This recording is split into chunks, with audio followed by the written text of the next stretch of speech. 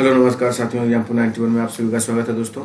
चलिए आज से हम लोग सचिन सर के नोट्स का दोस्तों क्वेश्चन आंसर करने जा रहे हैं। सीडीपी का दोस्तों पेपर 1 और पेपर 2 दोनों का होगा दोस्तों। आज हम पेपर 1-2 का कर रहे हैं दोस्तों।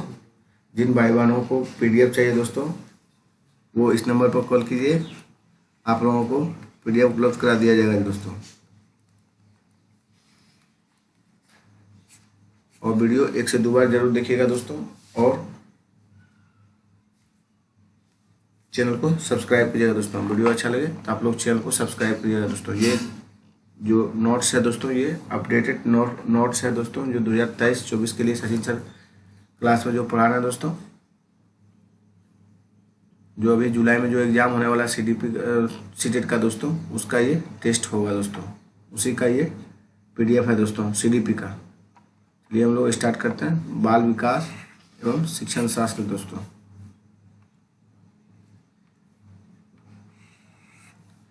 चलिए देखिए हम लोग स्टार्ट करते हैं। क्वेश्चन आंसर आज हम लोग कर रहे हैं। क्वेश्चन नंबर 1 देखिए, बोला क्वेश्चन कथन है, बच्चों का शारीरिक विकास महत्वपूर्ण है क्योंकि यह बच्चों के सामाजिक व संज्ञानात्मक विकास को भी प्रभावित करता है। फिर देखिए, बचपन में विकास के सभी आयाम एक दूसरे से जुड़े हुए हैं तथा एक दूसरे के बेहद प्रभावित करते हैं, एक दूसरे को बेहद प्रभावित करते हैं। तो दोनों सही है दोस्तों, ए और आर दोनों सही है। आर ए का सही व्याख्या करता है दोस्तों। ये वीडियो रिवीजन के पर्पज से बनाया जा रहा है। आप लोग इस वीडियो को रिवीजन के पर्पज से देखिएगा, क्योंकि अगर समझाने में डिस्कस करेंगे दोस्तों तो 100 क्वेश्चन पर पार्ट वीडियो में नहीं ला पाएंगे दोस्तों। 30 क्वेश्चन में 1 घंटा से बेसी लग जाएगा दोस्तों, इसलिए इसको आप रिविजन के तौर पर ही देखिएगा। क्वेश्चन नंबर 2 देखिए, विकास का कौन सा सिद्धांत यह सुझाता है कि विकास सिर से शुरू होता है और फिर सिर के बाकी हिस्सों में आगे बढ़ता है। देखिए, शीर्षाभिमुख सिद्धांत कहलाता है। क्या कहलाता है दोस्तों? शीर्षाभिमुख सिद्धांत कहलाता है दोस्तों। वीडियो को देखिएगा तो जरूर से जरूर शेयर, सब्सक्राइब और अपने दोस्तों के बीच शेयर कीजिएगा दोस्तों, और चैनल को सब्सक्राइब भी कीजिएगा दोस्तों। तब हम आगे का पार्ट बनाएंगे। ये न्यू अपडेटेड नोट्स है दोस्तों सचिन सर का, जो बैच 1500 में खरीदे होंगे उन्हीं को ये नोट्स मिला होगा दोस्तों। चलिए हम आप लोगों को जो नहीं खरीदे उनको भी फायदा हो जाएगा। चलिए हम लोग क्वेश्चन नंबर 3 देखते हैं दोस्तों। आनुवंशिक विकास के पूर्व निर्धारण प्रकटीकरण की प्रक्रिया को संदर्भित करता है। तो पारंपरिकता करता है। क्या करता है दोस्तों? परिपक्वता आनुवंशिक स्वभाव के पूर्व निर्धारण प्रकटीकरण की प्रक्रिया को संदर्भित करता है। पार तो देखिए मदद करता है, समाजीकरण तो दूसरा हो गया, अनुकूलन भी दूसरा हो गया दोस्तों। डैश उस विशिष्ट समय को कहा जाता है जब बच्चे उनके वातावरण में खास प्रकार से उद्दीपन के प्रति विशेष रूप से ग्रहण क्षम होते हैं। तो संवेदनशील अवधि में दोस्तों, संवेदनशील अवधि में उस विशिष्ट समय को कहा जाता है जब बच्चे उनके वातावरण में खास प्रकार से उद्दीपन के प्रति विशेष रूप से ग्रहण क्षम होते हैं। चलिए हम लोग 5वां नंबर देखते हैं दोस्तों। लॉरेंस कोहलबर्ग द्वारा प्रतिपादित नैतिक विकास कि किस चरण पर व्यक्ति विश्वास रखते हैं कि समाज में अपने नियमों में समय के साथ बदलाव करने की जरूरत है। तो दोस्तों, समाज क्रम नियंत्रक और विन्यास दोस्तों। फिर से देखिए, लॉरेंस कोहलबर्ग द्वारा प्रतिपादित नैतिक विकास के किस स्तर पर व्यक्ति विश्वास रखते हैं कि समाज को अपने नियमों में समय के साथ बदलाव करना चाहिए। ये देखिए दोस्तों, कोहलबर्ग के स्तर 3 है और लेवल 6 है दोस्तों। स्तर 3 है और लेवल 6 लेवल दिए दोस्तों, इसलिए ये लेवल आपका 5 में होगा दोस्तों। चलिए हम लोग आगे बढ़ते हैं। क्वेश्चन नंबर 6 देखिए, भाषा और संज्ञानात्मक विकास के बारे में निम्नलिखित में कौन सा कथन सही है? भाषा व संज्ञानात्मक विकास के बारे में कौन सा कथन सही है? तो भाषा की संज्ञानात्मक विकास में महत्वपूर्ण भूमिका निभाती है। आपका 1 सही है दोस्तों। भाषा विकास की महत्वपूर्ण भूमिका निभाती है दोस्तों। चलिए हम लोग क्वेश्चन नंबर 7 चलते हैं। कोई भी अध्यापक जो विषय वस्तु को अपने आप में एक अंत मानता है वे विद्यार्थी के बीच डैश पैदा कर सकता है, अन्वेषण के लिए प्रतिरोध पैदा कर सकता है। क्या कर सकता है साथियों? अन्वेषण के लिए प्रतिरोध पैदा कर सकता है। कोई भी अध्यापन जो विषय वस्तु को अपने आप में एक अंत मानता है, वे विद्यार्थी के बीच अन्वेषण के लिए प्रतिरोध पैदा कर सकता है। चलिए हम लोग 8 देखते हैं। किसी कार्य में विफलता के लिए निम्नलिखित में से कौन से आरोपण में एक विद्यार्थी को भविष्य के प्रयासों के लिए प्रेरित करने की संभावना है दोस्तों? तो मैंने इस बार पर्याप्त प्रयास नहीं किया, हालांकि मैं ऐसा करने में सक्षम हूँ। फिर से समझिए दोस्तों क्या बोला गया। किसी कार्य में विफलता के लिए निम्नलिखित में से कौन सा आरोपण में एक विद्यार्थी को भविष्य के प्रयासों के लिए प्रेरित करने की संभावना है? तो मैंने इस बार पर्याप्त प्रयास नहीं किया, हालांकि मैं ऐसा करने में सक्षम हूँ। चलिए ठीक है, नंबर देखते हैं। निम्नलिखित में से कौन सा कथन विकास एवं अधिगम के बारे में लेव वाइगोत्स्की के दृष्टिकोण का सही वर्णन करता है दोस्तों? सीखना अक्सर विकास के अग्रिम होता है। दोनों का संबंध अनुक्रम, ये गलत हो जाएगा। दोनों का संबंध निश्चल, ये भी गलत हो जाएगा। अब विकास अक्सर सीखने के अग्रिम होता है, ये भी गलत होगा दोस्तों, कि विकास अक्सर सीखने के अग्रिम होता है। सीखना अक्सर विकास के अग्रिम होता है दोस्तों। आपका सी सही है दोस्तों। चलिए हम लोग क्वेश्चन नंबर 10 तक हैं। लेव वाइगोत्स्की के अनुसार समीपस्थ विकास के क्षेत्र किस प्रकार बढ़ावा दिया जा सकता है दोस्तों? तो सहयोगात्मक संवाद, इसका अंग्रेजी देखिए कोलैबोरेशन डायलॉग्स दोस्तों, कोलैबोरेटिव डायलॉग। चलिए हम लोग नेक्स्ट क्वेश्चन की ओर बढ़ते हैं। जीन पियाजे के अनुसार उस बच्चों की सोच के बारे में क्या कहा जा सकता है जो मानता है कि जब पानी को एक बर्तन से दूसरे में डाला जाता है तब पानी की मात्रा बर्तन के आकार अनुसार कम या बढ़ जाती है। ये दोस्तों बच्चों में संरक्षण का कौशल नहीं है दोस्तों। यही होगा, अगर ये होगा दोस्तों आपका मध्य पश्चिकाल में दोस्तों, मतलब पियाजे का जो 3 दिए थे दोस्तों, उनके तीसरा लेवल में है दोस्तों। 7 से 11 वर्ष के एज में ये होगा दोस्तों। क्या बोला गया? जब पियाजे के अनुसार उस बच्चे की सोच के बारे में क्या कहा जा सकता है कि जो मानता है कि जब पानी को एक बर्तन से दूसरे में डाला जाता है तब पानी की मात्रा बर्तन के आकार अनुसार कम या बढ़ जाती है, तो बच्चों में संरक्षण के कौशल नहीं है, ये बताने में अक्षम है दोस्तों। हम लोग आगे बढ़ते हैं। पियाजे द्वारा दिए गए संज्ञानात्मक विकास के चरण का सही क्रम क्या है? तो देखिए सही क्रम विकास है संवेदी चालक चरण, पूर्व संक्रियात्मक चरण, मूर्त संक्रियात्मक चरण और अमूर्त संक्रियात्मक चरण दोस्तों। देखिए संवेदी चालक चरण जो है आपका ये हो जाएगा 0 से 2 वर्ष दोस्तों। अब पूर्व संक्रियात्मक दोस्तों 2 से 7 वर्ष बालक में। अमूर्त संक्रियात्मक दोस्तों 7 से 11 वर्ष के बच्चों में। और अमूर्त संक्रियात्मक चरण दोस्तों 11 प्लस दोस्तों, एडोलसन एज इसे बोलते हैं। चलिए हम लोग आगे बढ़ते हैं। क्वेश्चन नंबर 13 देखिए। नेहा खुद को अपनी माँ द्वारा लाई मिठाई जो मेहमानों के लिए है खाने से रोकते हैं, यह सोचकर कि खाने से वह पकड़े जा सकती है। कोहलवर के सिद्धांत के अनुसार नेहा नैतिक विकास की किस अवस्था में है? देखिए फिर से एक बार पढ़ते हैं दोस्तों। नेहा खुद को अपनी माँ के द्वारा लाई मिठाई जो मेहमानों के लिए है खाने से रोकती है, यह सोचकर कि खाने से वह पकड़े जा सकती है। कोहलवर के सिद्धांत के अनुसार नेहा नैतिक विकास की किस अवस्था में है साथियों? सजा और आज्ञाकारी अभिविन्यास, डर के चलती नहीं खा रही है। चलिए हम लोग आगे चलते हैं। किसके सिद्धांत के अनुसार बच्चे अपने से ज़्यादा ज्ञान वाले समकक्षी व वयस्कों से अंतः क्रिया करके सीखते हैं दोस्तों? ये लेव वाइगोत्स्की में है। इसमें लेव वाइगोत्स्की फिर से देखिए। किसके सिद्धांतों के अनुसार बच्चे अपने से ज़्यादा ज्ञान वाले समकक्षी मतलब दोस्तों यानी वयस्कों के अंतः क्रिया से सीखते हैं? तो लेव वाइगोत्स्की में दोस्तों। कहा था। लेव वाइगोत्स्की के अनुसार निम्न से किसकी संज्ञानात्मक विकास में महत्वपूर्ण भूमिका है दोस्तों? तो ये हो जाएगा आपका सांस्कृतिक परिवेश में दोस्तों। क्या बोला गया? लेव वाइगोत्स्की के अनुसार निम्न में से किसकी संज्ञानात्मक विकास महत्वपूर्ण भूमिका निभाता है? तो सांस्कृतिक परिवेश में दोस्तों। किसमें? सांस्कृतिक परिवेश में। चलिए हम लोग क्वेश्चन नंबर आगे बढ़ते हैं। 16 हार्वर्ड गार्डनर के बुद्धि के सिद्धांत में शरीर और वस्तुओं दोनों कुशलतापूर्वक उपयोग करने की क्षमता को कौन सी बुद्धि कहा जाता है दोस्तों? इसे कहते हैं हम लोग शारीरिक गति संवेगात्मक बुद्धि। क्या कहते हैं? शारीरिक गति संवेगात्मक बुद्धि दोस्तों। फिर से देखिए, हार्वर्ड गार्डनर के बुद्धि के सिद्धांत में शरीर और वस्तुओं दोनों को कुशलतापूर्वक उपयोग करने की क्षमता को कौन सी बुद्धि कहा जाता है?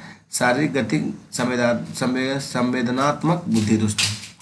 चलिए हम लोग आगे बढ़ते हैं। दृश्य स्थानिक बुद्धि में क्या शामिल होता है दोस्तों? छवियों और चित्रों में सोचने की क्षमता और सटीक अमूर्त रूप से कल्पना करने की क्षमता दोस्तों दृश्य स्थानिक बुद्धि में शामिल है दोस्तों। आपका 1 सही आंसर होगा दोस्तों। ये सब देखिए नहीं होगा। चलिए 18 देखते हैं हम लोग। शिक्षा कक्षा में लड़कों के लिए एक शिक्षक की टिप्पणी मजबूत बनो, लड़कियों की तरह नम्र व्यवहार मत करो, किसको बढ़ावा देता है दोस्तों? ये जेंडर रूढ़िवादिता को बढ़ावा देता है। चलिए हम लोग आगे बढ़ते हैं। विविध शिक्षार्थियों वाली कक्षा में शैक्षणिक रणनीतियाँ क्या होनी चाहिए दोस्तों? उचित समावेश होना। क्या होना चाहिए? उचित समावेश। विविध शिक्षार्थी वाली कक्षा में शैक्षणिक गतिविधियाँ क्या होनी चाहिए? उचित समावेशन दोस्तों।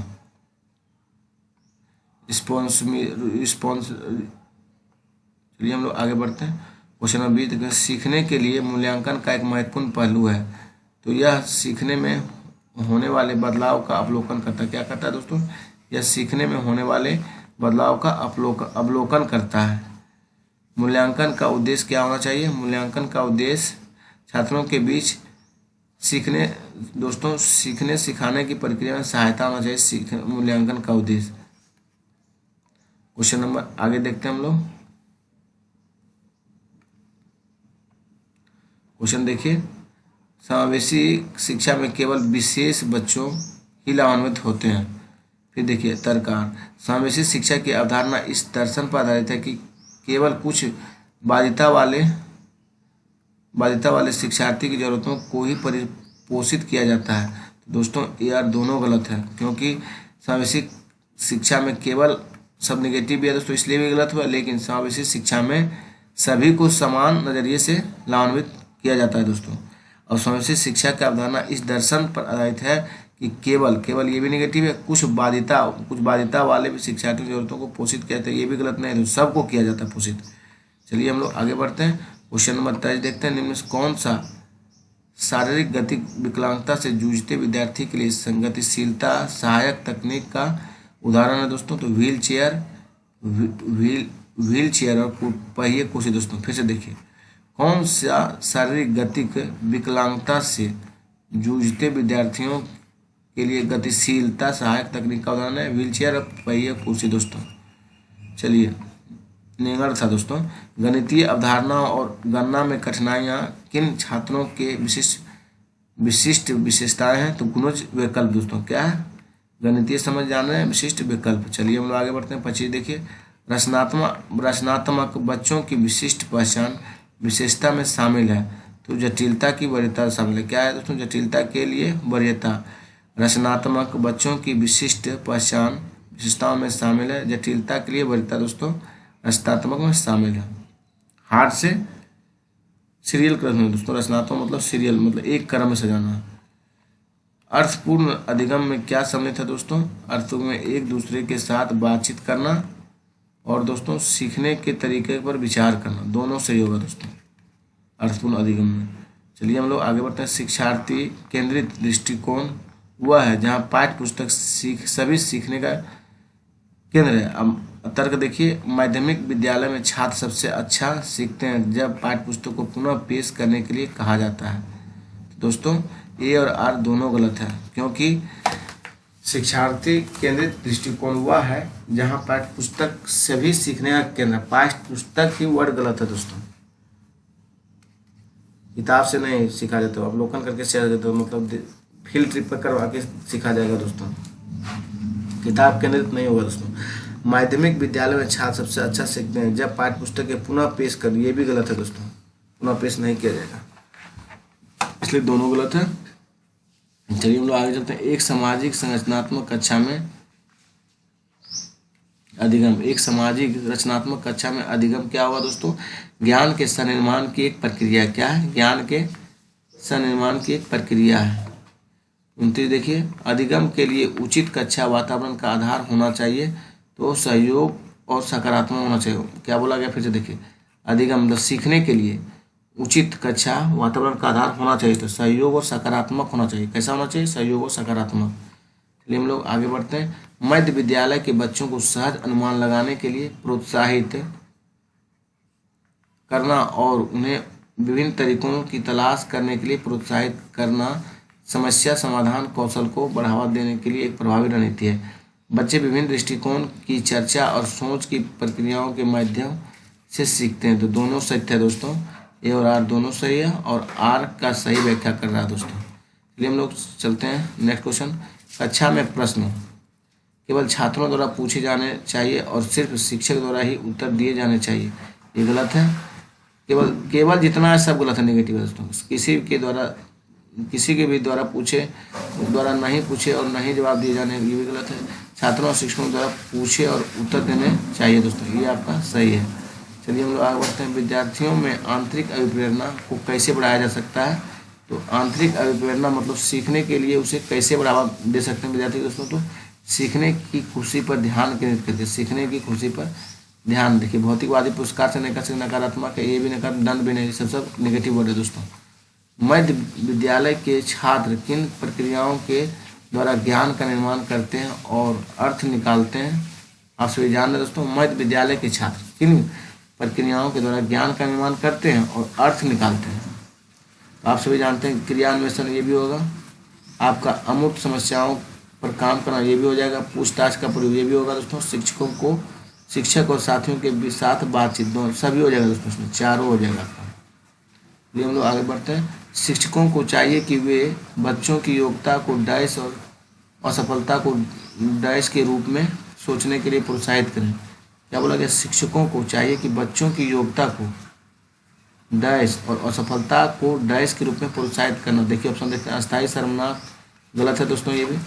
वृद्धिशील सुधार के अवसर, यही होगा दोस्तों, वृद्धि करना, वृद्धिशील होना चाहिए, सुधार के अवसर देना चाहिए दोस्तों। स्थानीय सुधार, ये भी गलत है। वृद्धिशील, ये भी गलत है दोस्तों। अपमानजनक नहीं करना चाहिए, उपदान अपमान की जगह क्या सीखेगा बच्चा? अकादमिक निम्न में से कौन सा कारक विफलता के लिए जिम्मेदार है? अकादमिक निम्न में से कौन सा कारक विफलता के लिए जिम्मेदार है? तो गैर प्रशासनिक पाठ्यक्रम दोस्तों इसका जिम्मेवार है दोस्तों। ऑप्शन नंबर 3 सही है दोस्तों। ये सब पॉजिटिव वर्ड है दोस्तों। समावेशी से कक्षा सार्थक अधिगम से तो होता है। गैर प्रशासनिक पाठ्यक्रम अकादमी में विफलता का कारण बनता है। चलिए 36 देखते हैं। निर्माणात्मक आकलन का मुक्तक है दोस्तों, तो निर्माणात्मक आकलन का प्रयोग मुक्त होता है। शिक्षकों को बेहतर योजना बनाने एवं विद्यार्थियों के सहयोगात्मक और गैर मूल्यांकित प्रतिपुष्टि देने के लिए किया जाता है दोस्तों। आपका 2 सही है। चलिए हम लोग आगे बढ़ते हैं। निम्न में से किस एक विद्यार्थी की निम्न में से किस एक विद्यार्थी की संरचनात्मक समझ और स्पष्टता की पुष्टि होता है? तो दी गई जानकारी सही रूप दोहराना, ये गलत है। सही जानकारी लिखना, ये भी गलत है दोस्तों। संरचना की परिभाषा का स्पष्ट, ये भी गलत, परिभाषा नहीं होगा। सीखी गई अवधारणाओं को निजी जीवन में आने वाली स्थितियों में लागू करना, मतलब करके सीखना दोस्तों। ये अवलोकन पर निर्देश देना, मतलब सीखी गई संरचनाओं को निजी जीवन में, अपने जीवन में स्थितियों को लागू करके देखना दोस्तों।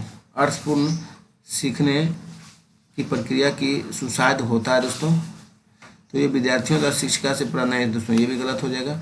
विद्यार्थी निजी दर्शन शास्त्र को से दृष्टिकोण दोस्तों, वही है, विद्यार्थी के निजी दर्शन शास्त्र एवं दृष्टिकोण से, ये आपका सही होगा।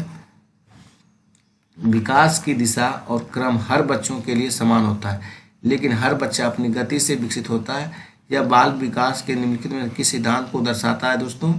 ये आपका पृथकता दर्शाता है दोस्तों। क्या दर्शाता है? पृथकता। फिर से देखिए, विकास की दिशा और क्रम हर बच्चे के लिए समान होता है, लेकिन हर बच्चा अपनी गति से विकसित होता है और यह बाल विकास के सिद्धांत को दर्शाता है, पृथकता को दर्शाता है, अलग अलग दोस्तों। ले वाइगोत्स्की के अनुसार नए ज्ञान की संरचना किस क्षेत्र में होता है, उस क्षेत्र के बीच ले वाइगोत्स्की के अनुसार नए ज्ञान की संरचना किस क्षेत्र में होता है, उस क्षेत्र के बीच में जो कि बच्चा जानता है और उसमें जानने की सामर्थ्य हो, जो कि बच्चा जानता है और उसमें जानने की सामर्थ्य हो दोस्तों। चलिए हम लोग आगे बढ़ते हैं। एक शिक्षिका अपने कक्षा में जेंडर रूढ़िवादिता में लचीलेपन को कैसे बढ़ावा देगी? तो दोस्तों स्त्रियों के स्त्रीवाद और लड़कों पुरुषवादी विशेषताओं गलत है दोस्तों। लड़कों लड़कियों के अलग अधिगम के कार्य देकर उसके लिए अनुवांशिक रूप से तैयार करना, ये भी गलत है। जेंडर उपयुक्त अपेक्षाएं रखकर लड़कियां भाषा में अच्छा करेगी, लड़का भाषा में, ये भी गलत हो जाएगा। व्यक्तियों को गैर रूढ़िवादी भूमिकाओं में प्रस्तुत करना, मतलब दोस्तों दोनों को गैर रूढ़िवादी प्रस्तुत करके दिखाना दोस्तों, दोनों में कोई अंतर नहीं है। तब आप जेंडर रूढ़िवादिता को लचीलेपन मतलब इसको दूर कर सकते हैं समाज से दोस्तों। चलिए हम लोग आगे बढ़ते हैं। क्या कक्षा में सहज ज्ञान चिंतन को प्रोत्साहित किया जाना चाहिए? क्या कक्षा में सहज ज्ञान चिंतन को प्रोत्साहित किया जाना चाहिए? तो हाँ, बच्चों का सहज ज्ञान और अनुमान उनके संज्ञानात्मक चिंतन को विकसित करने में सहायता करता है। हाँ, बच्चों का सहज ज्ञान अनुमान उनके संज्ञानात्मक चिंतन को विकसित करने में सहायता दोस्तों, यही पॉजिटिव ऑप्शन है दोस्तों। उसके बाद सब नेगेटिव ऑप्शन है दोस्तों।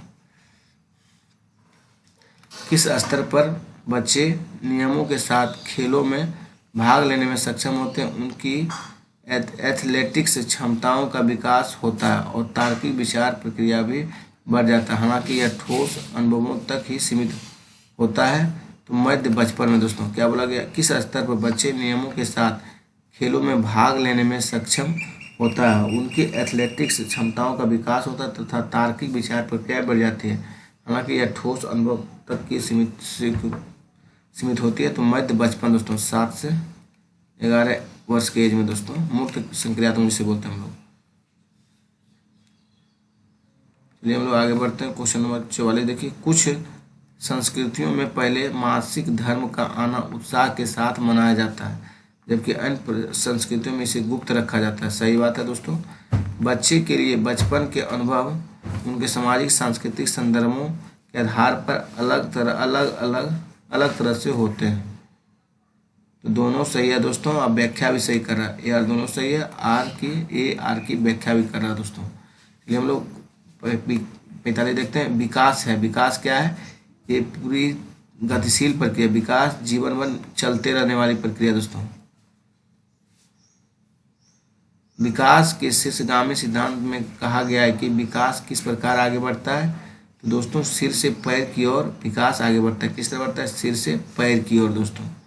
चलिए हम लोग किशोरों पर फिल्में और विज्ञापनों का बड़ा प्रभाव पड़ता है और वो उनके व्यवहार व मूल्य भी उससे प्रभावित होते हैं। क्या बोला गया? किशोरों पर फिल्मों और विज्ञापनों का बड़ा प्रभाव पड़ता है और उनके व्यवहार व मूल्य भी उससे प्रभावित होते हैं। सही बात है दोस्तों। मीडिया किशोरों के समाजीकरण की एक शक्तिशाली द्वितीयक संस्था है। दोनों सही है दोस्तों, ये और दोनों सही है और व्याख्या भी सही है दोस्तों। चलिए हम लोग आगे बढ़ते हैं। रमेश को अपने मित्र का पेन बहुत आकर्षित लगता है।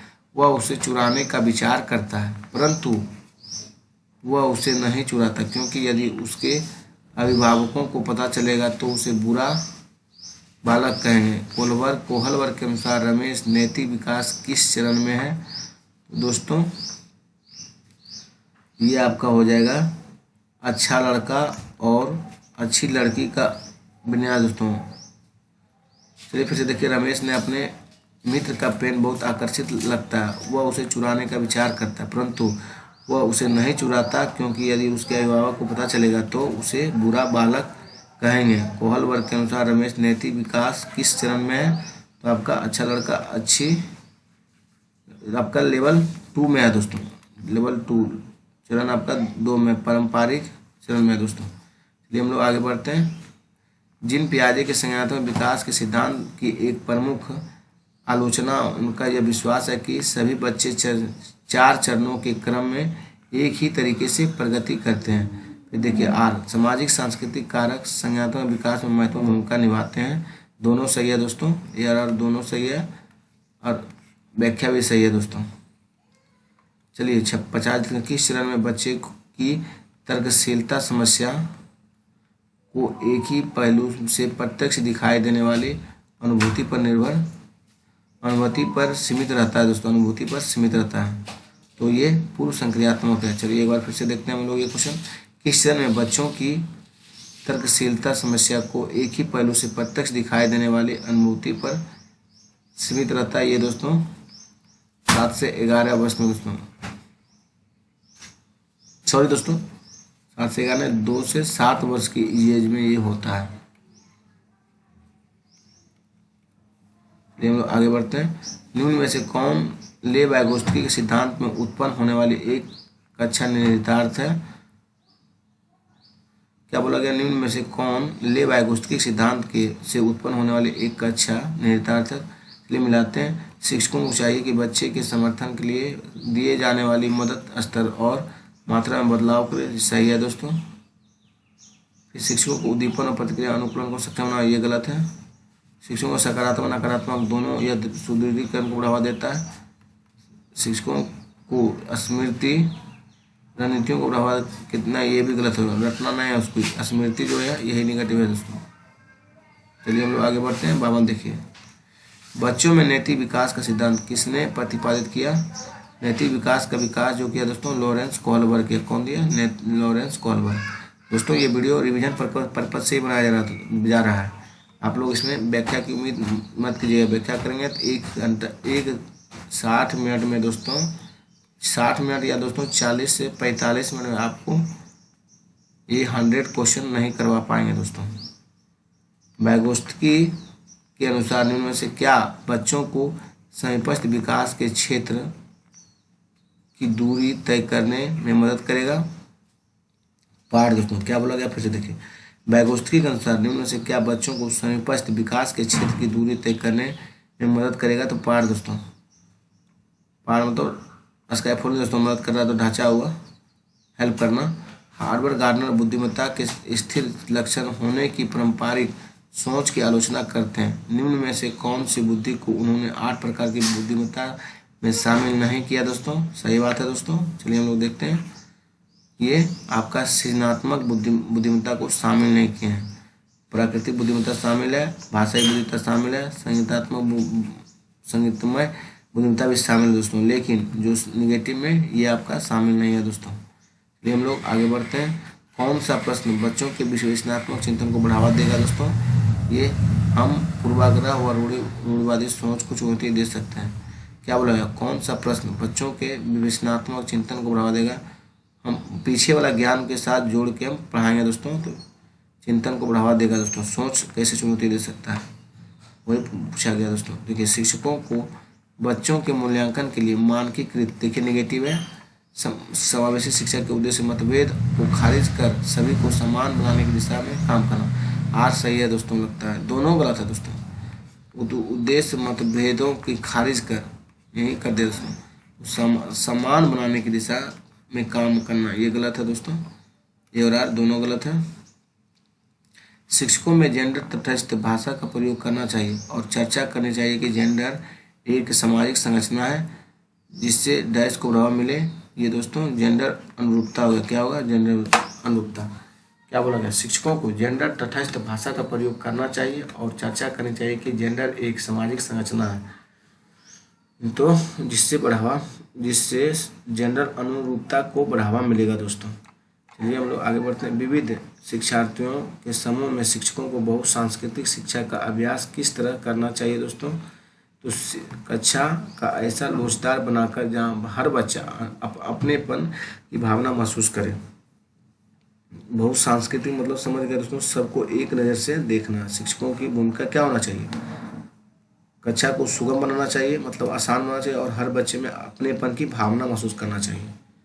चलिए हम लोग 59 देखें। सुनीता एक ही गतिक कार्य को कई बार दोहराती है तथा उसे दोस्त बनाने में बेहद कठिनाई होती है, जबकि वह चीज़ों को बहुत बारीकी से परखने की समझ रखती है। यह किसके विशिष्ट अभिलक्षण है? स्वाधीनता दोस्तों, एट्यूलिज्म, ऑटिज्म जिसे बोलते हैं, क्या बोलते हैं इंग्लिश में? ऑटिज्म। चलिए आगे बढ़ते हैं हम लोग दोस्तों। एक सामाजिक रचनावादी परिप्रेक्ष्य में अधिगम व ज्ञान शिक्षिका की मदद से विद्यार्थियों द्वारा संचरित होता है दोस्तों। क्या बोला गया? एक सामाजिक रचनावादी परिप्रेक्ष्य मतलब रचनावादी अधिगम और ज्ञान दोस्तों मतलब चेक करना है दोस्तों, तो शिक्षक की मदद से विद्यार्थियों के द्वारा संरक्षित होता है दोस्तों। देखिए, शिक्षिका द्वारा विद्यार्थियों को प्रोत्साहित करना ये गलत है, विद्यार्थियों द्वारा स्वतंत्र रूप से खोजा जाना ये भी गलत है। केवल तो देखते ही काट दीजिए, पाठ्य पुस्तक तो हो ही नहीं सकता। बच्चों के विकास पर शिशुअवस्था से किशोरावस्था तक ध्यान देना जरूरी है। बच्चों के विकास पर शिशुअवस्था से लेकर किशोरावस्था तक ध्यान देना जरूरी है। यद्यपि जीवन के शुरुआती कुछ वर्ष विकास के लिए बहुत महत्वपूर्ण है। मस्तिष्क नमनीयता के दृष्टिकोण से पूरी बाल्यावस्था और किशोरावस्था संवेदनशील अवधि सही होता है दोस्तों, दोनों सही है। ए और बी दोनों सही है, आर सही में क्या करता है? ए का दोस्तों। चलिए हम लोग आगे बढ़ते हैं। हाइंज दुविधा पर रूही अपनी प्रतिक्रिया देते हुए कहती है, दवाई को चोरी किसी भी परिस्थिति में गलत है, क्योंकि चोरी करना गलत है। लॉरेंस कोल्बर के नैतिक विकास के सिद्धांत के अनुसार रूही किस स्तर पर है दोस्तों?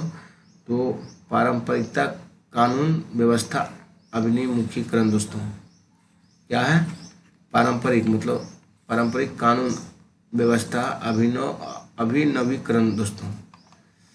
चलिए हम लोग आगे बढ़ते हैं। एक शिक्षिका ने अपने छात्रों को प्रोत्साहित किया कि वे अपने वयस्कों और समुदाय के सदस्यों से वार्तालाप करके अपनी विरासत के बारे में सीखें। निम्न में से उस विकल्प को चुनिए जो समाजीकरण अधिगम के संदर्भ में शिक्षक की धारणा को दर्शाता है। चलिए हम लोग देखते हैं, इसमें हो जाएगा दोस्तों। चलिए पढ़ना पड़ेगा दोस्तों कथन कारण में। क्या बोला? फिर से पढ़िए। एक शिक्षक ने अपने छात्रों को प्रोत्साहित किया कि वे अपने वयस्कों मतलब बड़े समुदाय मतलब अपने समूह के सदस्यों मतलब सीनियर समूह में दोस्तों सदस्यों से के वार्तालाप करके अपनी विरासत के बारे में सीखें। निम्न में से उस विकल्प को चुनिए जो सामाजिकरण और अधिगम मतलब समाज के बारे में सीखने के संदर्भ में शिक्षक की धारणा को दर्शाता है। देखिए चलिए देखते हैं हम लोग। बच्चों द्वारा समुदाय से प्राप्त ज्ञान का महत्व को पहचाना। सही बात है दोस्तों, बच्चों को समुदाय उस कम्युनिटी के बारे में ज्ञान मिल रहा है। यह विश्वास की सीखना एक सामाजिक परिवेश है। सही है, होता है, इससे संबंध स्थापित करना महत्वपूर्ण है। ये भी सही है दोस्तों। विद्यालय में अर्जित ज्ञान स्थानीय ज्ञान के संबंध में महत्व देना दोस्तों। चलिए चौथा देखते हैं। विद्यालय द्वारा सिखाए गए ज्ञान ज़्यादा महत्व गलत है दोस्तों। विद्यालय द्वारा सिखाया ज्ञान ज़्यादा महत्व नहीं दे सकता है। सहपाठी जितना आसानी से सीखेगा उतना विद्यालय में नहीं सीख सकता है दोस्तों। एक अध्यापिका किसी एक विषय को पढ़ाने के बाद विद्यार्थियों को संकल्पनात्मक मानचित्र बनाने के लिए कहती है। यह किस में सहायक होगा? फिर से देखिए, एक अध्यापिका किसी एक विषय को पढ़ाने के बाद विद्यार्थी को संकल्पनात्मक मानचित्र बनाने के लिए कहते हैं। यह किस सहायक होगा? तो संरचनात्मक मूल्यांकन संचालित कर रहा है दोस्तों, मतलब उसको चेक कर रहा है कि उसे कितना समझ में आया, कितना समझा वो। आपका एक सही है। विद्यार्थियों को मुख्य बिंदुओं पर सार लिखने के लिए परीक्षण करना, ये भी सही है दोस्तों। अब विद्यार्थियों की उपलब्धता पर का मूल्यांकन है तो रूब्रिकों का विकास करना। विद्यार्थियों को कलात्मक योग्यता नहीं दोस्तों, ये आपका गलत है। चलिए हम लोग आगे देखते हैं। निम्नलिखित में कौन सी प्रक्रिया माध्यमिक विद्यालय के विद्यार्थियों में समालोचनात्मक चिंतन का समर्थन कर सकती है? तो विद्यार्थियों को किसी भी विषय पर चर्चा करने के लिए कहना और सवाल पूछना दोस्तों। चिंतन की कौन सी प्रक्रिया माध्यमिक विद्यालय में विद्यार्थियों को समालोचनात्मक चिंतन का समर्थन कर सकते हैं? तो वही दोस्तों, विद्यार्थियों को किसी भी विषय पर चर्चा करने के लिए कहना और सवाल पूछना दोस्तों। चलिए, बाल्यावस्था से क्या अभिप्राय है? बाल्यावस्था से दोस्तों यह एक सामाजिक संरचना है। बाल्यावस्था से क्या अभिप्राय? यह एक सामाजिक संरचना है। लेव एगोस्टी के अनुसार संज्ञानात्मक विकास को प्रभावित करने वाला मुख्य कारक क्या होता है दोस्तों? सामाजिक अंतःक्रिया। क्या होता है? सामाजिक अंतःक्रिया दोस्तों। कौन सी शिक्षा शास्त्रीय योजना समालोचना चिंतन में वृद्धि करता है? तो मानस मंथन करता है दोस्तों। कौन सी शिक्षा शास्त्रीय योजना समालोचना चिंतन में इंग्लिश द्वारा देखिए दोस्तों, समालोचना चिंतन को क्या बोला जा रहा है यहाँ? क्रिटिकल थिंकिंग में वृद्धि करता है दोस्तों, मतलब हो गया आपका मानस मंथन करना। चलिए हम लोग विद्यार्थियों का पूर्व ज्ञान समझ शिक्षक अधिगम प्रक्रिया को सहज बनाता है। क्या करता है? विद्यार्थी का जो पूर्व ज्ञान है और समझ है वो शिक्षण अधिगम, शिक्षक नहीं दोस्तों, शिक्षण पढ़ने और सीखने प्रक्रिया में सहज मतलब आसान बनाएगा दोस्तों। चलिए हम लोग आगे बढ़ते हैं। 17 देखिए, विशिष्ट आवश्यकता वाले बच्चों की जरूरतों को ध्यान में रखने के लिए कौन सा दर्शन शास्त्र का पालन करना चाहिए? इन्हें समावेशी शिक्षा का हक है ताकि वे सामान्य स्कूलों में पढ़ सके। चलिए हम लोग आगे बढ़ते हैं। सीखने की क्षमता वाले छात्रों के लिए निम्नलिखित में कौन सा उचित समावेशन है? ये दोस्तों अधिमान्य बैठने की व्यवस्था करना। अधिमान्य बैठने की क्या बोला? सीखने की अक्षमता मतलब अक्षमता वाले छात्रों के लिए कौन सा उचित है? अधिमान्य बैठने की क्षमता। ये गलत है दोस्तों, ये निगेटिव है, निगेटिव हो जाएगा इसका मूल्यांकन के लिए मान के। ये भी निगेटिव है, यही सही है दोस्तों। फिर दोस्तों हम लोग 72 की ओर बढ़ रहे हैं। समावेशी स्कूलों को चाहिए कि वे विविधता को समझे, स्वीकार कर महत्व दे, बच्चों को पहचानने और नामीकरण करे। ये सब गलत है दोस्तों। एक रूपता और मानकीकरण पर ध्यान दे, ये भी गलत है, ये भी गलत है दोस्तों। मनोवृत्ति विकसित नहीं। देखिए आपका विविधता को समझे, समावेशी कक्षा मतलब क्या? विविधता को समझे और स्वीकार करे और महत्व दे दोस्तों, यही आपका सही है दोस्तों। एक वर्ग का विद्यार्थी नहीं आता स्कूल में, तो हर जाति हर वर्ग का लोग आते हैं। चलिए हम लोग आगे बढ़ते हैं। रचनात्मक की एक आवश्यक और विशिष्ट पहचान विशेषता है दोस्तों। क्या बोला गया? रचनात्मक की एक आवश्यक और विशिष्ट पहचान विशेषता है विचारों की मौलिकता है दोस्तों। क्या है? विचारों की मौलिकता। इसलिए हम लोग समावेशी शिक्षा के संदर्भ में कौन सा कथन सही है? समावेशन और बहिष्करण की प्रक्रिया जुड़ी होनी चाहिए। समावेशी शिक्षा के संदर्भ में कौन सा कथन सही है? तो समावेशन और बहिष्करण की प्रक्रिया जुड़ी होनी चाहिए, ये आपका सही है दोस्तों। देखिए निगेटिव देखते हैं। समावेशन में विशेष बच्चों के लिए विशेष स्कूल, ये गलत है दोस्तों। समावेशन केवल, ये भी गलत है। समावेशन सभी बच्चों के साथ समान व्यवहार करते हुए पाठ्यक्रम और मानकीकरण देखिए और काटिए। चलिए हम लोग नेक्स्ट क्वेश्चन की ओर बढ़ते हैं। 75। चलिए इनमें से कौन सा सामाजिक संरचनावादी कक्षा है दोस्तों? आप लोग कमेंट कीजिएगा दोस्तों। तो इसका हम थ्योरी भी पेपर 1 और पेपर 2 दोनों का थ्योरी एक है दोस्तों, करा देंगे। उसके बाद सिर्फ प्रैक्टिस बचेगा। 1200 क्वेश्चन है, प्रैक्टिस करा देंगे। सचिन सर के नोट्स में जो दिया गया है अभी करंट जुलाई में जो एग्जाम होगा उसके लिए दोस्तों, सभी आपको पार्ट 100 का वीडियो आपको चढ़ा देंगे दोस्तों। एक पार्ट में 100 वीडियो आएगा। आप लोग वीडियो देख रहे हैं दोस्तों, तो आप लोग चैनल को सब्सक्राइब जरूर कीजिएगा दोस्तों, अपने दोस्तों को भी शेयर जरूर कीजिएगा दोस्तों। जिनको नोट चाहिए दोस्तों, नंबर दिया गया, नंबर पर कॉल कीजिए, आपको नोट्स उपलब्ध करवा दिया जाएगा दोस्तों। चलिए कौन सा सामाजिक संरचनावादी कक्षा का उदाहरण है? एक ऐसी कक्षा जहां बच्चे सहयोगात्मक तरीके से सीखते हैं। यह क्या बोला गया? इनमें से कौन सा एक सामाजिक रचनावादी कक्षा का उदाहरण है? तो यह ऐसी कक्षा जहां बच्चे सहयोगात्मक तरीके से सीखते हैं दोस्तों। कौन सा प्रक्रिया सार्थक सीखने को बढ़ावा देता है? दोस्तों अन्वेषण और चर्चा मतलब खोज और चर्चा करके दोस्तों। चलिए हम लोग डैश समस्या समाधान की प्रक्रिया में बाधक है, तो अनुक्रिया और समूह दोस्तों। अनुक्रिया और समुच्चय समस्या समाधान की प्रक्रिया में बाधक है दोस्तों। अपनी सोच के बारे में सोच क्या कहलाती है? अपनी सोच के बारे में सोच क्या कहलाती है? पूर्व अभ्यास नहीं कहलाती, अधिसंज्ञान कहलाती है। क्या कहलाती है दोस्तों? अधिसंज्ञान कहलाती है। अपनी सोच के बारे में सोच क्या कहलाती है? अधिसंज्ञान कहलाती है दोस्तों। चलिए हम लोग आगे बढ़ते हैं। किस तरह की गतिविधियों में हिस्सा लेने पर विद्यार्थी बहुत प्रभावी ढंग से सीखते हैं? तो देखिए ऐसी गतिविधियां जो शिक्षक द्वारा पूर्व, ये गलत है दोस्तों। अर्थपूर्ण गतिविधियां दोस्तों मतलब विद्यार्थी वही प्रक्रिया में वही गतिविधियों में, किस तरह की गतिविधियों में हिस्सा लेने से विद्यार्थी बहुत प्रभावी ढंग से सीखते हैं? अर्थपूर्ण गतिविधियां दोस्तों, उसको बढ़िया समझाना, उसको दिखाना दोस्तों, करके सीखने पर ज़्यादा विद्यार्थी जोर दिया जाता है दोस्तों। करके सीखना, अपने से छोड़ दीजिए, उसको अपने से करने दीजिए। बच्चे को सीखने की प्रक्रिया है, बच्चे की सीखने की प्रक्रिया क्या है दोस्तों? सामाजिक सांस्कृतिक संदर्भों में उनके सामाजिक सांस्कृतिक संदर्भों में उनकी अनुवांशिक संरचना और आकलन के बाद सटीक भविष्यवाणी, ये गलत है दोस्तों। कड़ी सजा देकर सुरक्षित, ये भी गलत है। उनके विकास का बाधा, ये भी गलत है। तो सामाजिक सांस्कृतिक संदर्भों में बच्चों की सीखने की प्रक्रिया है दोस्तों, आपका ए सही है। चलिए हम लोग आगे बढ़ते हैं। अभी कथन है संवाद व चर्चा की प्रक्रियाएं बच्चों को बेहतर समस्या समाधानकर्ता बनाने में सहायक है। सीखने की प्रवृत्ति सामाजिक है दोस्तों। यह दोनों से आर एक सही व्याख्या है दोस्तों। चलिए हम लोग आगे बढ़ते हैं। सीखने का कौन सा दृष्टिकोण आंतरिक प्रेरणा पर केंद्रित है और सार्थक सीखने के लिए सामाजिक संपर्क पर जोर देता है। ये दोस्तों सामाजिक सांस्कृतिक दृष्टिकोण होगा। क्या होगा? सामाजिक सांस्कृतिक दृष्टिकोण दोस्तों। आंतरिक प्रेरणा देखिए, जब जहाँ वो सीधा समझिए वाइगोत्स्की का है। सामाजिक सांस्कृतिक दृष्टिकोण पे आप तुरंत अटैक कीजिए। चलिए हम लोग आगे चलते हैं। 83 देखिए, निम्न में से कौन सा आंतरिक अभिप्रेरणा का उदाहरण है? आंतरिक अभिप्रेरणा का उदाहरण है दोस्तों। चलिए देखते हैं। रुचि के कारण नया कौशल सीखना, यही है दोस्तों। आंतरिक अभिप्रेरणा का कारण आपका रुचि के कारण नया कौशल सीखना दोस्तों। देखिए, इनाम रहे दोस्तों, इनाम से तो वो सीख नहीं सकता। सजा से बचने के लिए गृह कार्य, ये भी गलत है दोस्तों। माता पिता की प्रशंसा करने पर पढ़ाई करना, ये भी गलत है। रुचि के कारण नया कौशल सीखना, यही सही है दोस्तों। कौन सा संवेग अर्थपूर्ण सीखने की प्रक्रिया को सुसाधित करेगा? तो जिज्ञासा दोस्तों। कौन सा संवेग अर्थपूर्ण सीखने की प्रक्रिया को सुसाधित करेगा? तो जिज्ञासा। विद्यालय में बच्चों की सफलता में कौन सा कारक बाधा उत्पन्न करता है? तो कठोर पाठ्यक्रम दोस्तों, पाठचर्या। क्या बोला गया? विद्यालय में बच्चों की सफलता में कौन सा कारक बाधा उत्पन्न करता है? कठोर पाठचर्या दोस्तों।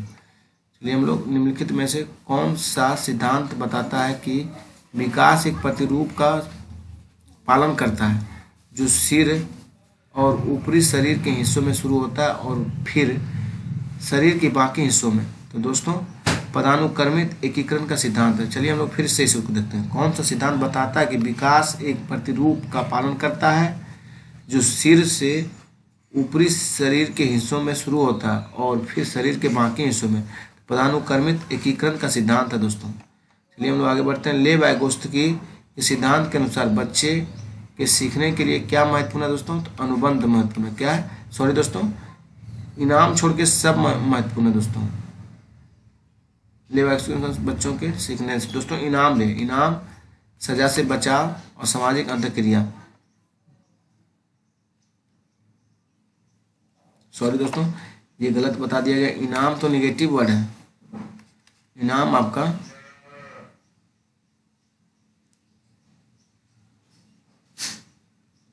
निगेटिव वर्ड है, इनाम दोस्तों।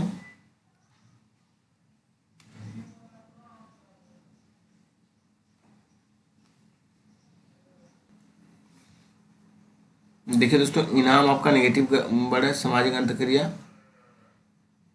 ये भी आपका नहीं होगा। सीखने की प्रक्रिया अनुबंध से होता है दोस्तों आपका।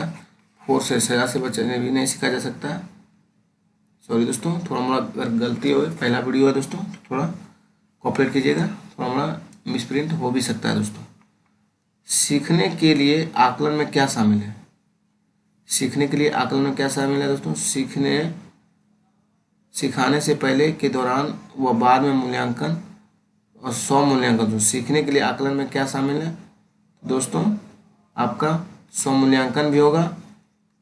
सिखाने से पहले, दौरान, बाद में मूल्यांकन, ये भी होगा। और दोस्तों औपचारिक और अनौपचारिक पद्धतियों पर, ये गलत है दोस्तों। विद्यार्थियों को शैक्षणिक प्रक्रिया पर प्रतिक्रिया दोनों दोस्तों आपका 2 सही है दोस्तों। 1 और 2 और 4 दोस्तों। चलिए हम लोग आगे बढ़ते हैं। अभिकथन है, एक शिक्षिका को बच्चे को कक्षा की चर्चा में सक्रिय भागीदारी की अनुमति नहीं देना, ये गलत है दोस्तों। बच्चे ज्ञान का सृजन करने में सक्षम नहीं है और ग्राह्यशील तरीके से सबसे बेहतर सीखते हैं। क्या बोला गया? एक शिक्षिका, ये भी सही है दोस्तों। एक शिक्षिका को बच्चे को कक्षा में चर्चा में सक्रिय भागीदारी की अनुमति नहीं देनी चाहिए। बच्चे ज्ञान का सृजन करने में सक्षम नहीं है और ग्राह्यशील तरीके से सबसे बेहतर सीखते हैं। ये और दोनों से है दोस्तों। आर सही व्याख्या करता है, 1 है दोस्तों। चलिए हम लोग आगे बढ़ते हैं। क्वेश्चन नंबर 90, परीक्षा की चिंता और असफलता का डर सीखने पर कोई प्रभाव नहीं डालता दोस्तों। परीक्षा की चिंता और असफलता का डर सीखने पर कोई प्रभाव नहीं डालता है। चलिए हम लोग आगे बढ़ते हैं। मानव अपने पूरे जीवन काल के दौरान ज्ञातात्मक संज्ञानात्मक क्षेत्रों में नई चीज़ें सीखने और असंबंध करने के योग्य हैं। एक गंभीर रूप से पीड़ित बचपन के परिणामों को बाद के वर्षों में आसानी से बदला जा सकता है। ये सही है दोस्तों, लेकिन आर गलत है आपका। लेव एगोस्टकी के अनुसार जब कोई अध्यापक छात्र के वर्तमान प्रदर्शन स्तर के अनुसार उसे दिए जाने वाली सहायता में समायोजन करता है तो यह स्थिति क्या कहलाती है? पार कहलाती है दोस्तों। सहायता यानी मदद पहुंचा रहा दोस्तों। स्काई फोल्डिंग इसे ही कहते हैं दोस्तों। चलिए, क्या किसी कक्षा में धीमी गति से सीखने वाले शिक्षार्थी मेधावी और औसत जैसे शब्दावली विद्यार्थियों का उल्लेख करने के लिए प्रयोग में लानी चाहिए? चलिए देखते हैं हम लोग। जी नहीं, ये शब्दावली विद्यार्थियों की योग्यता के आधार पर उनका नामीकरण करता है और समावेशी नहीं करता, मतलब लेबल लगा रहा दोस्तों। ये आपका नहीं होगा, यही गलत है दोस्तों। हम लोग आगे बढ़ते हैं। बच्चों में संप्रत्यात्मक विकास को प्रोत्साहित करने के लिए कौन सी विधि सबसे प्रभावी होगी? तो बहुत से उदाहरण व गैर उदाहरण देना तथा बच्चों को तर्क शक्ति का उपयोग करना प्रोत्साहित करना दोस्तों, आपका ये होगा दोस्तों। चलिए हम लोग आगे बढ़ते हैं। विकास का कौन सा पहलू समाज की कौशल, मूल्यों और रवैये को अधिग्रहण व अंतर व्यक्तित्व रिश्ते बनाने से संबंधित है दोस्तों? ये आपका सामाजिक विकास हुआ। क्या हुआ? सामाजिक विकास दोस्तों। चलिए हम लोग आगे बढ़ते हैं। कौन से कारक बच्चों के संपूर्ण विकास के लिए जिम्मेदार है? तो दोस्तों आनुवंशिकता जिम्मेदार है, आपका भौतिक वातावरण जिम्मेदार है, सामाजिक परिवेश जिम्मेदार है दोस्तों, इसलिए आपका सभी हो जाएगा दोस्तों। चलिए हम लोग आगे बढ़ते हैं। वह प्रक्रिया जिसमें एक बच्ची अपने माता पिता, समकक्षी व अन्य महत्वपूर्ण व्यक्तियों से अंतःक्रिया करके सामाजिक कौशल, विचार और मूल्य सीखती है, तो सामाजिकरण है दोस्तों। क्या है? सामाजिकरण। हम लोग आगे बढ़ते हैं। पियाजे के सिद्धांतों के अनुसार उस प्रक्रिया को जिसमें बच्चे या तो नए स्कीमा का निर्माण करते हैं या अपने स्कीमा में बदलाव करते हैं, वो क्या कहते हैं दोस्तों? उन्हें संतुलीकरण कहते हैं। क्या कहते हैं? संतुलीकरण दोस्तों। जिन पियाजे के अनुसार मूर्त संक्रियात्मक अवस्था बच्चे तर्कपूर्ण ढंग से सोच पाते हैं और उन्हें कठिनाई आती है, संरक्षण नहीं, ये तो कर लेता है दोस्तों। परिकल्पनात्मक निगमनात्मक तर्क दोस्तों। क्या होगा? परिकल्पनात्मक निगमनात्मक तर्क दोस्तों। चलिए, कोहल वर्ग के अनुसार बच्चे किस अवस्था में नियमों को निश्चित और निरपेक्ष मानते हैं? तो सामाजिक सजा और आज्ञाकारी अभिन्यास में दोस्तों। क्या बोला है? कोहल वर्ग के अनुसार बच्चे किस अवस्था में नियमों को निश्चित और निरपेक्ष मानते हैं? जो कहा जाए वही करेगा दोस्तों। ये आपका पहला स्टेप है, वो सजा और आज्ञाकारी अभिन्यास दोस्तों। चलिए, निम्न से किस सामाजिक रचनावादी सैद्धांतिक के रूप में भी जाना जाता है? तो लेव एगोस्टकी दोस्तों। किस सामाजिक संरचनावादी सिद्धांतिक रूप से जाना जाता है? लेव एगोस्टकी दोस्तों। चलिए दोस्तों, आज का वीडियो यहीं स्टॉप किया जाता है। आप लोग का जिस तरह कमेंट और लाइक सब्सक्राइब रहेगा दोस्तों, उस तरह से हम आगे का वीडियो आप लोगों को उपलब्ध करवाएं दोस्तों। आप लोग अगर वीडियो देखते हैं जरूर से जरूर लाइक और चैनल को सब्सक्राइब कीजिएगा दोस्तों। अपने दोस्तों के बीच भी शेयर कीजिएगा। जिनको नोट्स चाहिए दोस्तों वो उस नंबर पर कॉल कीजिए, नोट्स फ्री में उपलब्ध करवा दिया जाएगा। धन्यवाद।